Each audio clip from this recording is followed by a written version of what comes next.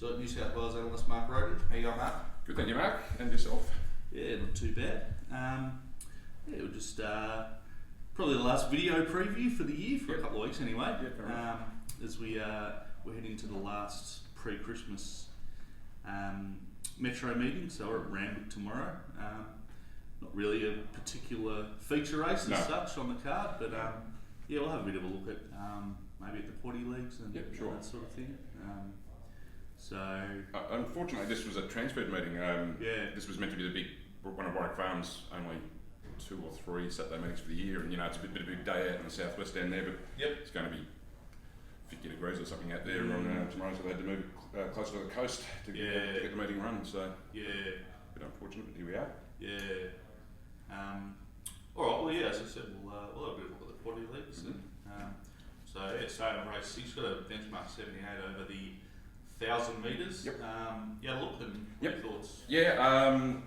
1,000 metre race, benchmark 78. A few of these ran in that race at Kembla on Gong Day with the roughy ghostly one. Broken Arrows was very unlucky in that. A couple of others were unlucky too, but he motored home and was narrowly beaten. Gong Day still sounds. Gong Day, yes. You'll get used to it. So he's among the chances. The one I have on top, and so does the market, unfortunately, I suppose. They haven't really given anything away with the price, is Zanaya. She put the writing on the wall with 2 country wins back in the winter. Very impressive. The second one was particularly high rating.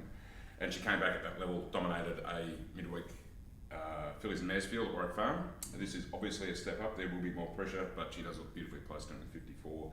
And her racing style, she just puts herself in the race. She'll be lead, outside lead, something like that. And from there, she either copes with the pressure or she doesn't. If she does, she probably wins. And 2 to 1, it's not a terrible price. It's not screaming value, but I do have it clear on top, and I'll probably end up on it. And, not make the mistake I did last week in my video best bet, Signore Fox, where I undernailed about the price and ended up not backing it. And didn't back it in the end? No, and it won. And I've got a lot of text saying thanks for that. But bit typical of the run we're having at the moment. But I think there's plenty of room to move with this one's price. Everyone's betting up near 130%. So very good chances. A lot of favourites these days. She may well be one. Broken Arrows, as I touched on, unlucky at Kembla, definite danger.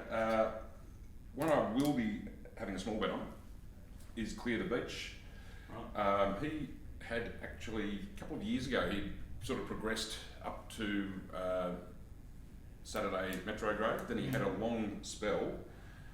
They brought him back. He didn't come up last prep, or he was well below his best last prep. Now he's come back this time in, and he's flying. Country wins, even by big margins. He's won by 3.5 lengths at Country Guy last start in a good race, but that sort of country form you tend to steer clear of at Saturday Metros anyway. But in this case, I just think because he'd proven himself at that level as a younger horse, at 20 to 1, is worth taking the risk on. This quite often a horse like this with country form and all the travel and all that sort of stuff, I just penalise and just get him out of my market. But I actually have this one single figures because he has demonstrated an ability to compete in this class before. He may not be the same horse now, but I'm taking the risk of 20s for sure. For sure. Value there by the chances. He'll be back, and I'll probably end up on a favourite too. And Broken Arrows could win, beat them both, but he's going to get back to last from his gate. Semper could suit him, he could get over the top of them. I just would rather be on the ones up on pace. Just for the other, in the quaddie, I'd also be throwing in, what would I be throwing in? 5, Spiritual Pursuit. If she'd drawn a gate, I'd probably be backing her, but the gate is a worry, but if things pan out for her, she can win. And I'd include 8 Godottam, good fresh horse, and another roughie, 10 Epic Dan, who actually competed at this level last prep. Didn't win, but was placed in Saturday Metro grade, and he's 40 to 1 or something, I think, so. Have a throw at the stumps with him with a quaddie anyway. That is highly speculative, that one. Throw it in. So race 7. Another benchmark 78. Over the 1,400. Another reasonably short favourite in word for word for Waller. Fillies and mares this time. We were on word for word first up, and she was unluckily beaten. can't say with 100% certainty she would have won, but she lost her chance, and very good chance she would have won, and she was a nice price. She was nearly up to $5. That was unfortunate, but of course that's been priced in tomorrow. The winner of that race, Handspun, meets her again, and because Handspun actually won that race, she's copped a penalty in the handicap ratings and actually meets her 1.5 kilo or 2 kilos worse off. Yep. And you could make a case that word for word could have beaten her anyway. So that's where the market's ended up. I've gone that way. I've got word for word from Handspun, but I've got word for word 350, so I can't take 245 or whatever it is. Yep. Even though it's clear on top, and similar to Naira, there is room for its price to drift, but if it's 240 to 380, I'm starting to think we're off here, especially second up. So this is probably a stay-out race as far as win betting is concerned. The two I've mentioned are the ones to take in the quaddie, and probably throw in Pumpkin Pie as well, who we've been on twice. She's just missed twice, once at 40 to 1, and we backed actually on word for word in Pumpkin Pie in that race against Handspun, and word for word was a luckless fourth. Pumpkin Pie actually looked the winner and got nailed on the line by Handspun at about 750, so that was just a horrible race to watch. But it might have fired its bullets for the prep, but it's going to be, I think its price will drift to probably be $8-10, and I wouldn't leave it out of the quaddie. Is the Nash bonus in your price for word for word? Yeah, it is, and I think this will just be temporary, but his strike rate's just come off in the last 3 weeks or so. But that said, it definitely gets a bonus. I mean, he stuffed this up last time. He handed up to 2 slow ones, let them cross him, and if he doesn't do that, if he even held box seat, he wins the race, in my opinion. So anyway, but are you impacting him, or is he impacting you? No, I think it's me impacting him for sure. Yeah, so I could stop the summarising. I think we saw this the other week with the Hawks horse Outrageous, when there's such an obvious flashing light, unlucky run for the video watchers. They just open really short. Outrageous failed. I'm not saying this one will, but she is second up as well. It's just too short with all that considered. Fair enough. So on to race 8. Benchmark 88 over the 1200. Yep. Usain Bowler $3.90. Yeah. Tanico $4.80. Yep.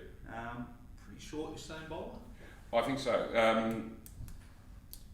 No public trial or anything. Obviously set for a first up tilt here though, coming up from Melbourne for John Sadler.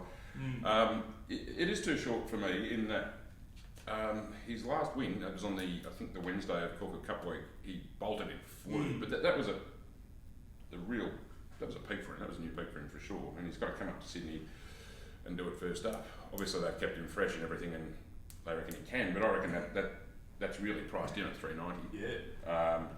If he just goes back to one of his to his previous level, he doesn't win here, especially with 60. So I'm looking around him. I'm going to have a bit of a spec on the 12 Romney Girl. Yep. Who early in her career looked like she was going to be a middle distance horse or even a stayer. She's by a reliable man who they generally get ground. Her best recent run was actually fresh at Canterbury over 1250 last time. They've given her 60 odd days, freshened her up again. Very nice trial since. Barrier 1 goes back rides for luck, but she showed a really nice turn of foot at Canterbury that day. Absolutely bolted in, got the fails, but she sprinted really quickly. And she's going to be around $8-9 here, so I think she's worth a gamble. I think Tanico, who comes out of the lead-up race that Stefan won, is worth backing, second up. Probably doesn't have to get as far back as she did last time, but well weighted, great chance. It has been back, I think it's been 18 to 5 or something since Wednesday. Probably got the 480 now. It's probably still a bet at 480, but they probably got it a bit wrong, and that's been mopped up in the last couple of days. Southern Lad got caught wide early last time. He probably gets outside lead here. He goes in, and for the quaddie, I'd be including Usain Bowler. Couldn't entertain him as a win bet, but had him to knock him out of the quaddie. If he reproduces that Caulfield run, he probably does win. So that's it. Interested in backing 9 and 12, Tanico and Romney Girl, and also including 2 and 5 in the quaddie. What you have for Usain Bowler could be a Christmas Saddler special. It could be, yes, it could. And lucky last over the mile, benchmark 78. Yeah. Austin for Waller at $5.50 along with Spencer and Nindamos. So very much an open field. Those three are all $5.50 at the moment. Yeah. It's an ordinary race. It wouldn't be out of place on a midweight card at all. I'm leaning at this stage to a couple who were a bit plain last start, but I think it's that sort of race that limited horses like this, you don't really want to be tuning in off peak performances. Orsine was average last start, but maps well here and was very good to start before. Proven at 1600 in his right class, good solid chance. I had him favourite. I actually had Pin Up Miss second pick. She wasn't great last time either, but she drops back down to 51. She won for us at Newcastle on Hunter Day with 50 and a half or 50 kilos. So lightweight suitor. Don't think 1600 won't be a problem, and drawn pretty well. She's a reasonable price. 850. Yeah, backable.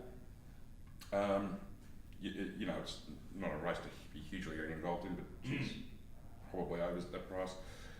Spencer was one of the equal favourites, I think you said. I can see why he's out of a stronger race in which he ran okay. He wasn't brilliant, but he was okay. I was actually on him that day. I thought he might go a bit better than that. But he's drawn one. He's going to be on pace or lead, or maybe even lead. There's not a lot of speed in the race. Or box seat for Nash, hence he's equal favourite. He's totally unproven at 1600 though, so I wouldn't want to be backing at those odds. If I'm backing Orsine and Pin Up Miss, I'd save on Bobby D because he actually comes into this ordinary race, as I've described it, boasting a last start Saturday Metro win, which is actually a stronger form line than any of these others. The worry is that was a bit of a spike for him. He was big odds that day too. Very good chance to come off it, but you know, as I mentioned, the limitations of most of the others in the market. If he holds that, he'll win, and he's $8-9. So definitely including the quad, he might even save on him if I'm betting. I'd actually only stick to those 4, 1, 4, 5, and 15 in the quaddie. Nindamos, the other equal favourite, is drawn wide and won a terrible race at Kemble last start. It was a really weak race. Admittedly, this isn't the strongest Saturday race, but it's stronger than that. So I think it's it's actually opened outright favourite by the look of it at 480. Yeah, I don't know. Maybe just a Godolphin last start winner, McAvoy. If you're doing the form quickly, there's a few ticks there, and they put it up favourite. I would expect it to drift, but you know, this could be a real race for the what's left of the syndicates. You know, they'll find some form factor that zero in it, and something will be well backed. It might be one of the ones I've mentioned, or it might not. Good stuff. Righto, well that's tomorrow. So over next week, I guess over Christmas week. So at Randwick tomorrow. Sunday. Nothing Sunday. We've got Beaumont track at Newcastle tomorrow. I'll be looking at this afternoon. See if we can find a winner there. Boxing Day Thursday is the next meeting. That's Randwick. Then Gosford Friday, and I think it's Randwick again on the following Saturday. Right. So plenty to keep us busy over the holidays. So we'll a couple of weeks off from the video preview. Okay, no worries. Business as usual for members over the break, of course. Yes. So have yourself a great Christmas break, mate. You too. Thank you very much. The entire time before. I'm sure you probably will.